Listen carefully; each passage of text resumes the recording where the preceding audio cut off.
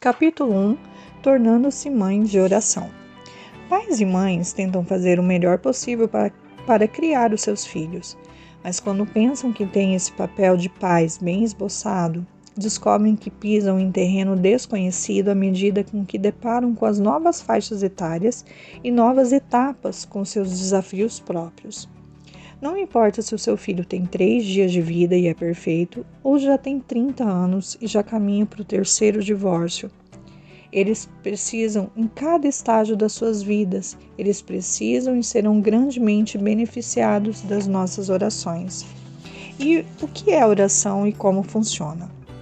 Orar é reconhecer e experimentar a presença de Deus e pedir que Ele esteja presente nas nossas vidas e circunstâncias. É buscar a presença de Deus e liberar o poder que Ele nos dá para superar qualquer problema. Deus nos dá autoridade na terra e quando nós nos apossamos dela, Ele derrama o seu poder sobre nós. Como se trata do poder de Deus e não do nosso, nós nos tornamos o vaso pelo qual o poder dele flui. Orar em nome de Jesus é a chave para receber o poder de Deus. Jesus disse, lá em João 16:23, em verdade vos digo, que se pedirdes algo ao Pai, Ele vô-la concederá em meu nome. Orar em nome de Jesus nos dá autoridade sobre o inimigo e prova que temos fé em Deus para agir de acordo com as suas promessas. Isso não significa que a resposta será sempre imediata. Às vezes, pode demorar dias, semanas, meses e até anos, mas as nossas orações jamais são perdidas ou sem sentido. Comece com uma lista personalizada. Eu comecei a orar pelos meus filhos já na época em que foram concebidos. Eu creio no poder da oração. O que eu não sabia na época era como os detalhes da nossa vida são importantes para Deus. Não basta apenas orar pelas preocupações do momento. Nós precisamos orar pelo futuro e contra as influências também do passado. Então eu peço para que você hoje faça uma lista anual de oração. Pegue um papel, aproveite que nós estamos no 1º dia do ano e coloque seus pedidos de oração em todos os aspectos, pessoal, profissional, espiritual, em todos, emocional, financeiro, tá bom? A Bíblia nos diz lá em Salmos 25:14 que a intimidade do Senhor é para os que o temem. Então, busque o Senhor, tenha intimidade com o Pai, não só orando, mas lendo a palavra dele também. E a palavra de Deus, tenha ela como sua arma. A batalha pela vida dos nossos filhos é travada nos joelhos. Quando não oramos, é como se nós sentássemos nas arquibancadas da vida e ficássemos observando os nossos filhos na frente da batalha, sendo atingidos por vários objetos de todos os lados. Mas quando nós oramos, nós participamos do combate junto com eles, nos apropriando do poder de Deus em favor dele. Por meio da sua palavra, Deus nos orienta, fala conosco e nos relembra da sua fidelidade.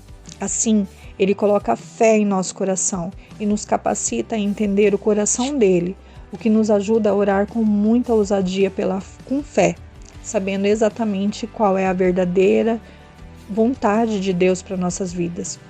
E também Ele nos dá autoridade. E lá em Provérbios 22:6 diz: ensina a criança no caminho que deve andar, e ainda quando for velho, não se desviará dele. Quando não há resposta. Talvez o aspecto mais difícil de orar por nossos filhos seja esperar pelas respostas, não é verdade? Às vezes, as respostas são rápidas, mas muitas vezes não vêm tão depressa. Aí nós ficamos desanimadas, desesperadas ou zangadas com Deus. Tudo parece perdido e dá vontade de desistir. Às vezes, mesmo depois de tudo o que fizemos por eles e de nossas orações, os nossos filhos fazem opções erradas e colhem as consequências. São momentos difíceis para nós mães, não importa a idade do filho. Se seu filho fez opções erradas, não se culpe nem pare de orar.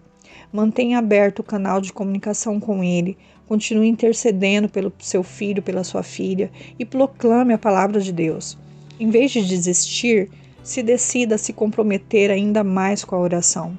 Ore com outras pessoas, com outras mães, permaneça firme e diga: eu apenas comecei a lutar.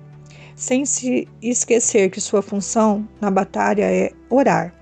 Na verdade, é Deus que luta na batalha. Se lembre também que seu combate não é contra o seu filho, e sim contra o demônio. Ele é o inimigo, não o seu filho. Se mantenha firme em oração até ver um sinal de progresso na vida do seu filho. Um dos textos bíblicos mais encorajadores que eu já li em relação à perseverança se encontra em Salmos 18, 37 e 39, que diz: persegui os meus inimigos e os alcancei, e só voltei depois de haver dado cabo deles. Os esmaguei a tal ponto que não puderam levantar-se.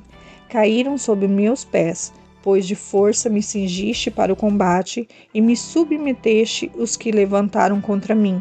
Isso foi Davi quem falou. E Davi, ele não parou enquanto não terminou a tarefa. Nem nós devemos parar. Nós devemos continuar orando até recebermos a nossa resposta. Repita essas orações que eu vou colocar aqui durante todos esses dias, quantas vezes você quiser, quantas vezes você precisar. E uma coisa, se lembra, essa oração você não precisa ficar presa a ela, não precisa ficar presa a essa jornada, a esse programa. Essa oração ela é somente um esboço, uma orientação do que você pode orar, de como você pode orar. Ela só serve, como eu disse, de orientação. Então, comece se submetendo a Deus, pedindo que Ele ajude você a ser a mãe, a intercessora que Ele quer que você seja. Ore para que o Espírito Santo a oriente quando você se sentir inspirada a orar pelo seu filho, porque nós temos um grande ajudador, que é o nosso Espírito Santo. Amém?